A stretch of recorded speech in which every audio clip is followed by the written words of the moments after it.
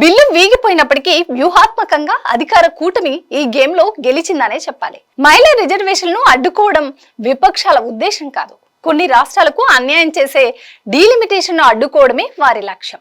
కానీ ఈ రెండింటికి కేంద్రం లింక్ పెట్టింది కాబట్టి డీలిమిటేషన్ ను అడ్డుకుంటే ఆటోమేటిక్ గా మహిళా రిజర్వేషన్లు కూడా అమలు కావు.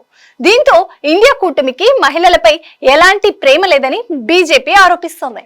మహిళ ఓటు బ్యాంకును కాంగ్రెస్ కూడా దూరం చేసే ఇప్పటికే ప్రచారం కూడా మొదలుపెట్టింది.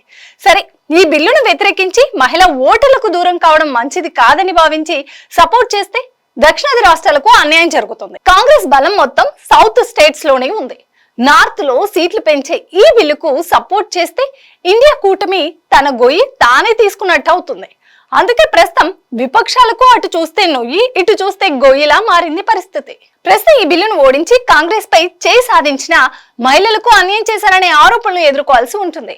ఈ ఆరోపణలను కాంగ్రెస్ ఎలా తిప్పికొడుతుందో చూడాలి.